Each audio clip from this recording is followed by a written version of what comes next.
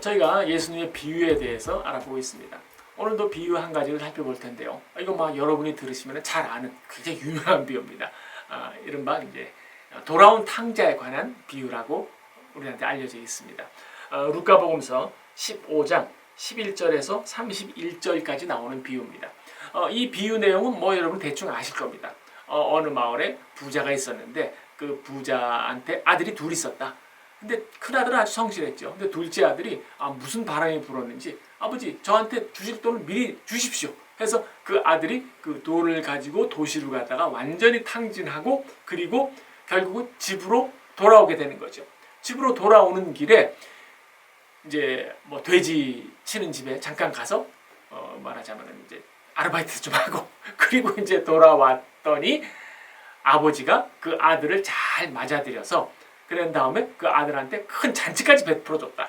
그런 거. 여러분 비유 내용 모르시는 분이 아마 없을 겁니다. 오늘은 그 비유 중에서 그 마지막 부분을 좀 한번 읽어보도록 하겠습니다. 루카복음서 15장 29절에서 31절까지의 말씀입니다. 그는 아버지에게 여기서 그는 큰아들입니다. 큰아들이 저녁 때 일 끝나고 와서 보니까 집에서 굉장한 파티가 벌어졌거든요. 그래서 이제 종한테 물어본 거죠. 도대체 뭐냐? 그랬더니 돌아온 아들이 탕자가 돌아왔다. 그 말을 듣고 이제 아버지한테 말하자면 불평을 얘기를 하는 거죠. 아버지에게 아버지 저는 이렇게 여러 해 동안 아버지를 위해서 종이나 다름없이 일을 하며 아버지의 명령을 어긴 일이 한 번도 없었습니다. 그런데도 저에게는 친구들과 즐기라고 염소 새끼 한 마리 잡아주지 않으시더니 창녀들한테 빠져서 아버지의 재산을 다 날려버린 동생이 돌아오니까 그 아이를 위해서는 살찐 송아지까지 잡아주시다니요 하고 투덜거렸다. 이 말을 듣고 아버지는 얘야 너는 늘 나와 함께 있고 내게 모두 내 것이 아니냐. 그런데 내 동생은 죽었다가 다시 살아왔으니 잃었던 사람을 되찾은 셈이다. 그러니 이 기쁜 날을 어떻게 즐기지 않겠는가 하고 말씀했다는 겁니다. 참으로 감동적이죠. 이 아버님이 하신 말씀이. 이 이야기를 한번 전체적으로 좀 풀어보도록 하겠습니다. 이 이야기가 우리한테 특별히 감동적인 이유가 무엇인가 라고 하면은 이 비유에는 아주 우리들의 흥미를 닦을 수 있는 재미장치가 들어가 있습니다. 그런가 하면은 그 재미장치를 통해서 굉장한 의미를 찾아 있는 의미장치가 있는 겁니다. 그러니까 이 비유에는 재미장치와 의미장치가 있는 거죠. 예수님의 비유들에는 다 그렇습니다. 그 비유를 들으면 사람들이 우선 좀 재미가 난다. 그리고 생각해보면 생각할수록 굉장한 의미를 찾을 수 있다라는 거죠. 그럼 이 비유가 왜 재미있는가를 물어보도록 하겠습니다. 보통 이거 일반적인 경우는 아니지만은 보통은 장남보다 차남이 좀 말을 안 듣지 않습니까? 그래서 이 차남이 아버지가 멀쩡히 두 눈 뜨고 살아있는데 차남이 가서 얘기를 하는 거예요. 아버지 저한테 주실 재산을 미리 좀 땡겨서 주십시오. 4천만 땡겨. 세상에 이건 정말 불효자지요. 아버지가 아직 살아있는데 아버님이 나중에 주게 될 어차피 돌아가실 거 아니냐. 그때 주실 거는 미리 좀 저한테 달라. 그렇게 얘기를 하는 거죠. 아주 뭐라자면은 그 불효자식이죠. 그래서 보통은 그 당시에 이제 그 장남하고 아들하고 일반적인 것으로는 예외도 있겠지만은 큰 아들이 이제 일을 가지게 되면은 둘째 아들은 거기에 반 정도를 가지게 됩니다. 그러니까 아버지 재산의 한 3분의 1 정도를 요구를 했던 거죠. 부자였다고 엄청나게 큰 재산이었죠. 그러면은 아버지는 금방 압니다. 친구를 잘못 사귀었구나. 이거 주면 큰일 나겠구나. 라고 얘기하지만은 우리나라 속담에도 자식 이기는 아버지 없지 않습니까? 그래서 아버지가 재산을 줬죠. 아니나 다를까 큰 도시에 가서 싹 탕진하고 어느 날 노숙자가 된 자신을 발견하게 된 겁니다. 그때 드는 생각이 뭐냐? 아버지 집에 돌아가야 되겠다. 내가 아버지하고 돈을 받으면서 인연이 없어졌지만 그래도 돌아가야 되겠다 하고 처럼 돌아오는 거죠. 그런데 이 이야기를 전체를 보면은 이 두 번째 아들이 집으로 그냥 바로 왔어도 이야기의 흐름에 하나도 부자연스러울 게 없습니다. 그냥 그래갖고 집으로 돌아왔다. 내 아버지 집에 먹을 게 많으니까 나를 갔는데 아버지가 딱 받아줬다. 그러면 얘기가 끝나는 거죠. 근데 이 아들이 구태여 돼지 치는 집에 한번 갔다가 오는 겁니다. 상당히 재미있죠. 왜 재미있느냐? 하면은 이 아들이 돼지 치는 집에 가는 것도 그렇고 돼지 치는 집에 가서 한참 돼지를 치다가 결국 내뱉는 말이 이겁니다. 내가 지금 돼지도 먹다가 못 먹어서 버린 쥐엄나무 열매를 먹고 있는 자기 자신을 발견하게 되는 겁니다. 얼마나 비참합니까? 그래서 그때 생각을 하는 거죠. 아버지 집에 가면은 최소한 먹을 건 있지 않느냐. 그래서 돼지 치는 집에서, 그러니까 시간제 아르바이트를 하다가 돼지 치는 집에서 다시 나와서 아버지 집으로 가는 거 아니겠습니까? 이걸 통해서 뭘 할 수 있느냐. 그 아들이 정말 깊이 있게 후회하고 있구나. 정말 아버지를 뵐 낯이 없어서 집에 들어오다가 도저히 아버지를 뵐 수 없다. 내가 너무나 큰 죄를 지었다. 그래서 돼지 치는 집으로 가는 겁니다. 아주 절묘하죠. 보나마나 예수님께서 그 전날 생각하셨을 겁니다. 내일도 많은 사람들이 올 텐데 그럼 그 사람들 밥 먹여주고 병 고쳐주면 그 사람들이 또 재미난 얘기 좀 해주세요 라고 예수님한테 간청을 하지 않겠습니까? 그래서 예수님께서 돌아온 탕자 이야기를 하면서 돌아온 탕자가 한번 돼지 치는 집에 갔다 오게 만들자라고 생각을 하지 않았을까? 제가 추측을 하는 겁니다. 아무튼 예수님은 그처럼 입담이 아주 대단히 좋으신 분입니다. 이런 재미있는 이야기를 들을 때 졸 수 있는 사람이 몇이나 있을까라는 거죠.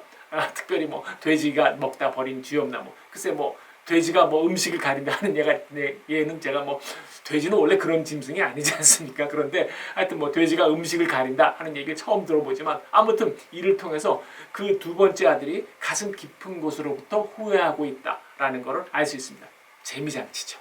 그렇지만 거기에는 돌아온 죄인이 갖고 있는 아주 깊은 후회를 알려주는 훌륭한 의미장치도 있는 겁니다. 이 탕자가 돌아오고 나니까 아버지가 큰 잔치를 베풉니다. 그러면서 돌아온 탕자한테 의복을 새로 입히고 반지를 다시 끼워줍니다. 보통 반지라는 것은 그 아들 가족의 상징입니다. 오늘날 우리야 호적에다가 다시 이름을 넣네 마네 그렇게 얘기를 하겠죠. 오늘날에는 그렇지만 그 당시에 네가 나의 아들로서 자리를 회복한다라는 것은 반지를 끼워주는 그거를 통해서 이제 그 회복했다는 사인이 되는 거죠. 그래서 아들을 굉장히 놀랐을 거예요. 돌아온 탕자는. 자기가 그렇게 잘못을 지었는데 내가 종으로라도 들어가겠다 하는 마음으로 하는데 그게 웬걸 아버지가 자기한테 잔치를 베풀어주고 아주 큰 축제를 벌어주니까 이 아들은 정말 황송하고 정말 하느님의 그러니까 아버지의 그 마음에 정말 큰 감사를 표현했겠죠. 문제는 큰아들입니다. 큰아들이 밭에서 일을 하다가 딱 왔어요. 그랬더니 집에서 이게 풍류가 굉장하고 잔치가 벌어지고 웃음소리가 나오고 그러니까 이게 도대체 어떤 일이냐. 그러다가 두 번째 아들 탕자가 돌아왔다는 걸 알고 큰아들은 아버지한테 얘기를 하는 거죠. 어떻게 이럴 수가 있느냐. 아버지가 저를 위해서 단 한 번이라도 소 한 마리라도 잡아준 적이 있느냐. 내가 정말 노예처럼 일했다. 등이 부러지게 일했다. 그런데 어떻게 나한테 이럴 수가 있느냐라고 큰 아들이 아버지한테 얘기를 하죠. 저는 큰 아들이 굉장히 이해가 됩니다. 열심히 살아왔죠. 그런데 정말 아무것도 안 하고 정말 말썽을 피우던 저 형편없는 동생한테는 저런 잔치를 베풀면서 나한테는 어떻게 이럴 수가 있느냐라고 아버지에게 불평불만을 얘기를 할 수 있죠.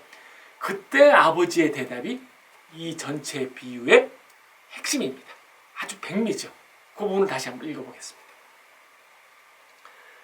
내 동생은 죽었다가 다시 살아왔으니 잃었던 사람을 되찾은 셈이다. 이 기쁜 날을 어떻게 즐기지 않겠는가?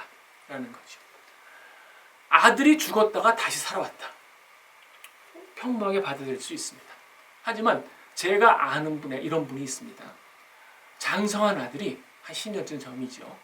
갑자기 죽었습니다. 그 어머니죠. 잘 아는 분입니다. 그 어머니가 저한테 하는 얘기가 10년 전 그 시간에 시간이 딱 멈춰 있다는 거예요. 그 아들이 죽은 그날 이후로 자기한테 시간은 멈췄다는 겁니다. 그 아들에 대한 그리움, 그 다 큰 아들을 놓친 것에 대한 아쉬움 때문에 이 할머니는 하루하루를 숨만 붙어있지 사는 게 아닌 겁니다. 유일한 희망은 뭐냐? 돌아가시고 나서 하늘에서 아들을 만날 때의 재회의 순간 아니겠습니까? 그 재회의 순간 어마어마한 큰 기쁨을 느낄 거라는 희망으로 살아갑니다. 지금 여기 아버지가 마찬가지입니다. 아들이 죽었는데 그 죽은 아들이 다시 살아온 거예요. 정말 큰 기쁨 아니겠습니까?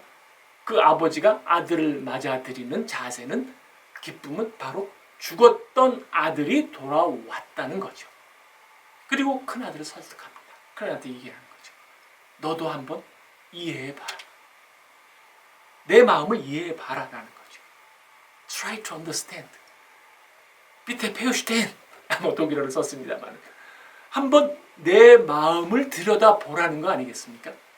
예수님이 이 비유를 통해서 말씀하시는 바는 분명합니다. 뭐냐? 하느님이 우리를 사랑하는 모습이죠. 틀림없이 예수님의 비유를 들었던 바리사이라든가 사두가이라든가 신앙의 우등생이라고 자처를 했던 사람들이 딱 생각을 했습니다. 아, 저 큰아들 예수님이 우리를 지칭하는 말이네. 그리고 둘째 아들, 세리, 창녀, 어부 이런 사람들을 말하네. 그러니까 그 사람들이 굉장히 불쾌했을 거예요. 이렇게 열심히 우리가 11조도 내고 그 다음에 금식도 하고 율법을 열심히 지키고 살아서 어떻게 저런 사람들을 구원받을 수 있느냐라고 우리가 질문을 하면은 하느님이 그렇게 얘기할 거라는 걸 예수님이 보여준 것이 아니겠습니까? 내 마음을 한번 이해하도록 하여라. 저는 이 비유를 통해서 정말 예수님이, 물론 재미도 있지만 예수님이 하느님이 어떤 분인가를 정말 깊이 있게 알려주는 내용이라고 생각을 합니다. 작은 아들이 돼지 치는 집에 갔다 온 것, 큰 아들이 아버지에게 했던 불만, 그리고 아버지가 큰 아들에게 했던 이야기, 설득, 이런 모든 것들은 바로 하느님이 누구인가를 알려주는 비유 아니겠습니까?